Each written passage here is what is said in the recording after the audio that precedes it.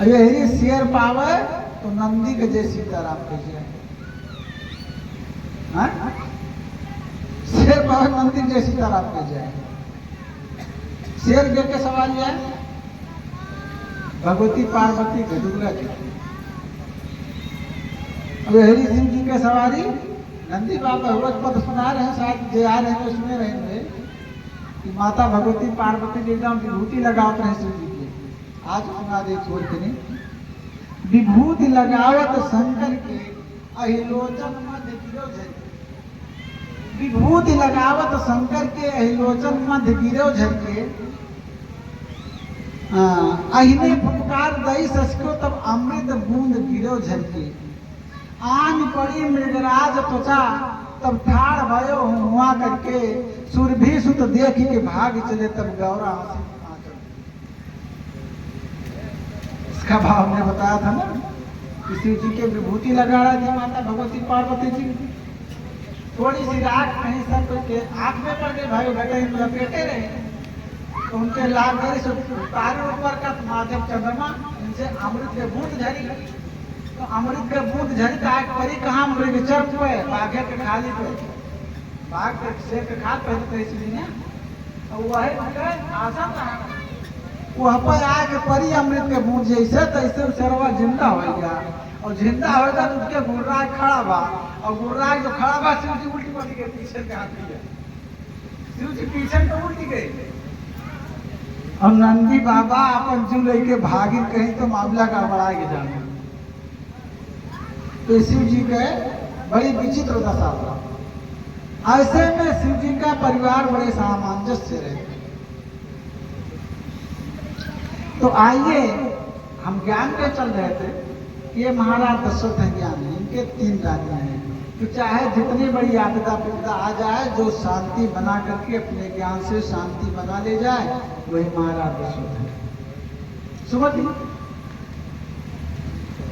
जो सबकी मति लेकर के काम करता है वही सुमति है।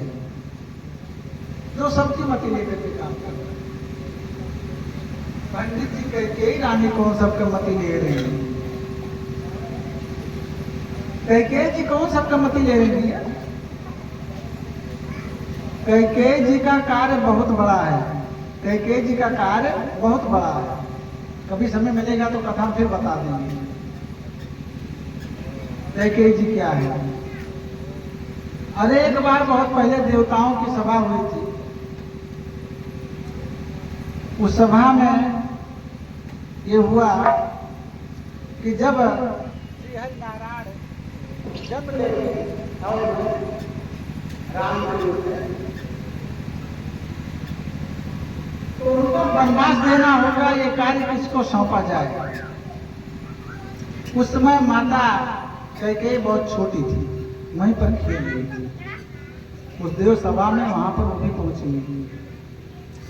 उसी समय ये कार्य कैकेयी जी को सौंपा गया था। कैकेयी जी बेहोश हो गई थी। बोले कार्य मुझसे नहीं होगा, ये कार्य मुझसे नहीं होगा। तो देवताओं ने कहा कि कार्य तुम्हें ही करना होगा, कोई बाकी सक्षम नहीं है। कैकेयी कैसे थी? बड़ी धीर थी, बड़ी गंभीर थी कैकेयी जी। कैकेयी जी बड़ी सुंदर भी थी, खूबसूरत भी थी और धीर और गंभीर भी। कैकेयी जी बड़ी धीर और गंभीर। कैकेयी जी का कार्य क्या था? यहाँ पे बहुत बढ़िया कार्य था कैकेयी जी का।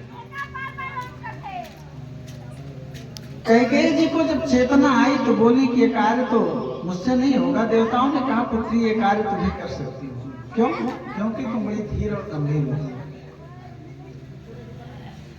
भैया तीनों माताएं 3 कार्य देखती थी। कौशल्या, कैकेयी, सुमित्रा। पूजा पाठ का सारा काम शांति देवी देखती थी, कौशल्या जी देखती थी। राजकाज का सारा कार्य महाराज दशरथ जी के साथ में कौन देखता था? माता कैकेयी देखती थी। और माता सुमित्रा रसोई का कार्य माता सुमित्रा, पाक शास्त्र में बहुत निपुण थी सुमित्रा जी। रसोई का कार्य माता सुमित्रा देखती थी। आजकल तो तनिक धन हो के नौकर चाकर भोजन बनाओ इतना लाग जाती, नौकरानी लाग जाती। लेकिन इतने बड़े महाराज जी थे, उसके बाद में भी रसोईया का काम माता सुमित्रा अपने हाथों से करती थी, भोजन अपने हाथों से बनाती थी। ध्यान दीजिए,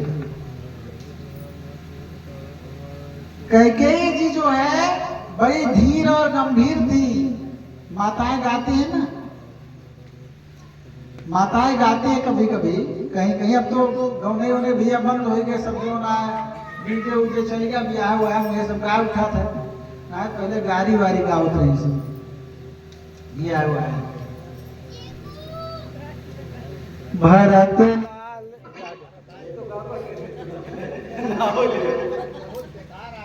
भरत लाल के अम्मा कहाँ में, भरत लाल के, भरत लाल के अम्मा कहाँ में, और अंगुरी पे रथ के पहिया चलावे, भरत लाल के। बहुत बढ़िया ठिकाया भैया।